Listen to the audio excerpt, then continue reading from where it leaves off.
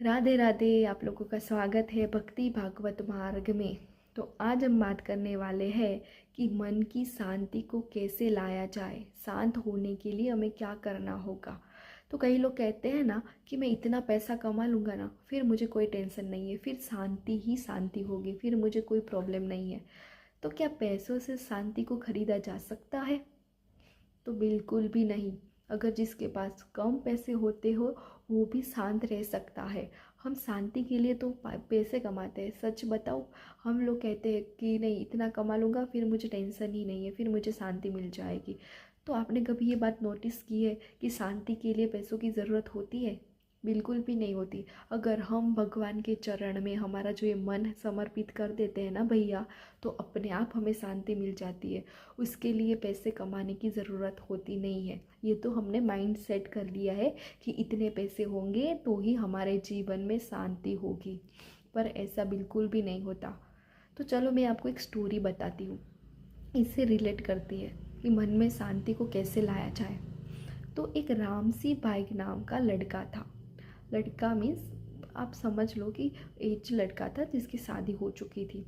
तो वो बहुत ही शांत था। वो भगवान की इतनी भक्ति करता था ना कि उसको किसी से कोई मतलब नहीं था। उसको ना तो खाने का ध्यान था, ना तो पानी पीने का ध्यान था। मतलब वो भक्ति में चला जाता था ना, तो पूरी तरह से भक्ति में ही डूबा रहता था पूरे पूरे दिन। और स्वयं श्री कृष्ण भी उसकी भक्ति से इतना खुश हो जाते थे कि उसके आंखों में से भी आंसू आ जाते थे रामसी बाई की भक्ति को देखकर। पर उसकी जो पत्नी थी ना, वो बहुत ही क्रूर स्वभाव वाली थी, गुस्से वाली थी।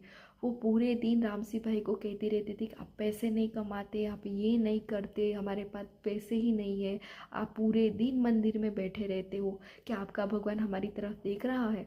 आप इतनी भक्ति करते हो फिर भी आपके कृष्णा ने क्यों हमारे लिए पैसे नहीं भेजे, क्यों हमें इतने दुख देते हैं? फिर भी वो उतना सुनता नहीं था। वो अपने में ही मगन रहता था, अपनी भक्ति में ही खुश रहता था। वो यही समझता था कि भगवान मेरी परीक्षा ले रहे हैं और इसमें मुझे सफल होना है। तो वो तो हो गया। फिर दूसरे दिन क्या हुआ कि उसकी पत्नी ने बोला कि हमारे पास ये मटके हैं ना, वो बेच के आओ, इससे हमें जितने भी पैसे मिलेंगे उससे हमारा घर चलेगा। वो तो गया भगवान का नाम लेते लेते हुए मटके बेचने के लिए। जब मटके बेचने गया तो उसके पास एक ऐसी स्त्री आई जिसके पास पैसे भी नहीं थे, कुछ भी नहीं था, और उसको मटके की ज़रूरत थी। तो उसने रामसी भाई को बोला कि भैया मुझे मटके की सख्त ज़रूरत है, मुझे मेरे कान्हा जी को नहलाना है और मेरे पास इतने पैसे भी नहीं है कि मैं मटका खरीद सकूं। तो क्या आप मुझे मटका मुफ्त में दोगे? तो रामसी भाई तो इतने भक्ति वाले थे, इतने दयाविन थे ना, तो उन्होंने सोचे समझे बिना दे दिया कि ये लो मैया, आप इसे कान्हा जी को नहलाना। फिर तो शाम हो गई। तो शाम होते होते घर की तरफ गए। फिर उसकी पत्नी ने देखा कि उनके पति के हाथ में तो कोई मटके ही नहीं है। तो उसे ऐसा लगा कि पूरे मटके बिक गए और पैसे भी मिल गए। वो तो बहुत खुश होती होती उसके पति के पास गई कि आप तो मटके बेच कर आए, मुझे तो पता था आप ये करोगे वो करोगे, कितने पैसे मिले, जल्दी से मुझे पैसे दे दो। तो फिर उसके पति ने मुस्कुराते हुए बोला कि मैंने कोई मटके के पैसे नहीं ले, एक महिला को ज़रूरत थी तो मैंने दे दिए मुफ्त में। फिर तो उसकी पत्नी हो गई गुस्सा, बहुत ही मारा, सबके सामने उसको मारा, बहुत ही मारा। फिर भी उसने इतना नहीं सोचा। फिर वो बोले कि कोई बात नहीं, तो हम मैं दूसरे कल जाऊंगा, कल कुछ कमा के लाऊंगा। तो उसकी पत्नी तो इतने गुस्से में आ गई थी कि उसने उनको घर से ही निकाल दिया। फिर रामसी भाई ने इतना भी दिमाग में नहीं लिया, उन्होंने सोचा कि ये भी कृष्ण की इच्छा होगी। तो वो तो फिर मंदिर में चले गए, पूरी रात भजन किया, सब कुछ किया। फिर दूसरे दिन उसके ही गांव का एक लड़का था जिसका नाम था किसान। वो बहुत ही अच्छा और लड़का था, बहुत ही पवित्र लड़का था।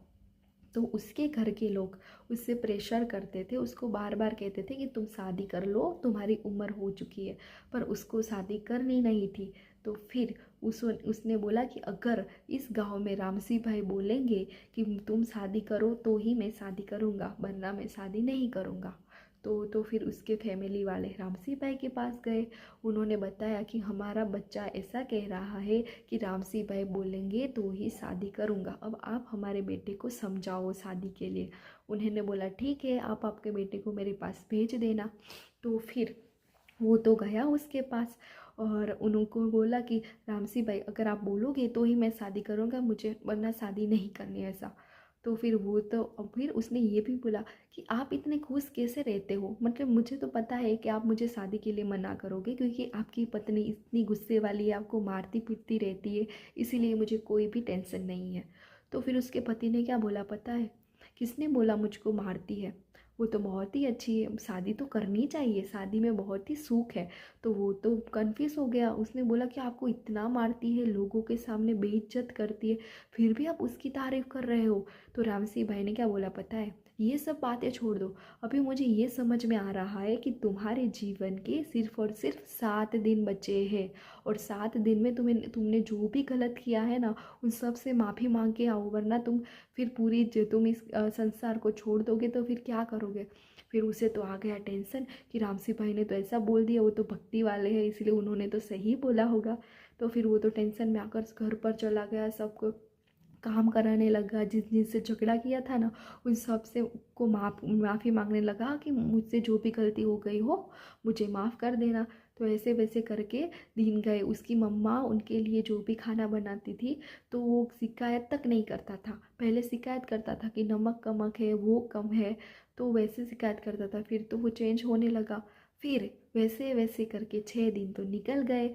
अभी आया 7वां दिन भैया, वो तो गया रामसी भाई के पास, और रामसी भाई को बोला कि भैया मैंने तो सब लोगों से माफ़ी मांग ली, मैंने सबको बोल दिया कि जो भी गलती हो मुझे माफ़ कर देना, अभी तो मेरा जाने का वक्त आ गया है, अभी मुझसे किसी से भी कोई भी इच्छा नहीं है।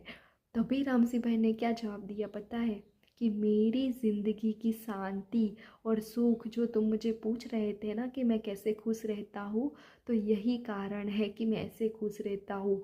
मैं मेरे हर एक दिन को ऐसे मानकर चलता हूँ कि ये मेरा आखिरी दिन है और कल मुझे मेरे भगवान लेने आएंगे, इसीलिए मुझे किसी के बात का कोई भी फ़र्क नहीं पड़ता और अफसोस नहीं होता, चाहे कोई मेरे बारे में अच्छा बोले या बुरा बोले। अगर आपके जीवन में भी शांति चाहिए तो ये स्टोरी हमें सिखाती है कि ऐसा मान के चलो कि ये मेरी ज़िंदगी का आखिरी दिन है और कल भगवान मुझे लेने आएंगे। तो हमें किसी के भी बोला हुआ, किसी ने हमें मारा, किसी ने हमारे बारे में अच्छे आचरण नहीं किए, वो सब हमें कुछ भी फ़र्क नहीं पड़ेगा। हम सिर्फ यही सोचेंगे कि नहीं, भगवान मुझे लेने आने वाले हैं और मुझे अभी सबके लिए अच्छा ही करना है, अभी मेरा लास्ट टाइम है, तो मुझे किसी को दुखी कर कर नहीं जाना।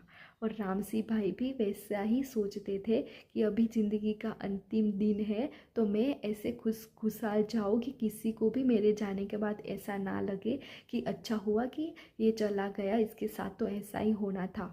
अगर हम जीवन में शांति को ला देते हैं ना, फिर हमारा काम अपने आप बनने लगता है, चाहे जितने भी परेशानियां आ जाए हमें उससे कुछ भी फर्क नहीं पड़ता। हम वैसा ही सोचते हैं कि कोई बात नहीं, भगवान देख रहे हैं, वो सब ठीक कर देंगे, और उसके बाद सब ठीक होता जाता है। इसीलिए मैं मेरे शादी से भी खुश हूँ और तुम भी शादी ज़रूर कर लेना। रामसी भाई ने किसान को ये जवाब दिया, शादी में दुख नहीं है, शादी बहुत अच्छी चीज़ है। उन्होंने ये भी बोला अगर मेरी पत्नी गुस्सा नहीं करती तो मैं मेरे भगवान के पास इतना जल्दी नहीं जा सकता। हमें कब संसार से मोह दूर कम होता है पता है, जब हमारे साथ कोई भी व्यक्ति अच्छा बिहेव नहीं करता, जब हर कोई व्यक्ति हमसे दूर चला जाता है, हमसे रूड हो जाता है, हमसे बात नहीं करता, तभी हम भगवान से जल्दी कनेक्ट हो पाते हैं। तब हमें पता चलता है कि इस संसार में तो कोई भी मेरा नहीं है भगवान के अलावा, तो आज नहीं तो कल मुझे भगवान के पास जाना ही है। तो उसके बाद हम इतने शांत हो जाते हैं और जो भी काम करते हैं ना भगवान के लिए ही करते हैं, फिर हमें इस संसार से भी कोई फ़र्क नहीं पड़ता। तो हमें शांति को लाना है तो हमें ये सोचकर जीना होगा कि आज मेरी ज़िंदगी का अंतिम डे है और कल भगवान मुझे लेने आएंगे और उसके साथ मुझे हंसी खुशी से जाना है, और फिर हमारी कोई भी एक्सपेक्टेशन नहीं रहेगी। इसीलिए जीवन में शांत हो जाओ, जो भी दुख आए, जो भी परेशानी आए, उसको दिमाग में उतना मत उलझाओ ताकि तुम हार जाओ। अगर उलझ जाओगे तो 100% हार जाओगे, और भगवान पर छोड़ दोगे तो तुम्हारे जीवन में शांति आएगी और तुम्हारा काम अपने आप ही बन जाएगा। हरे कृष्ण, राधे राधे।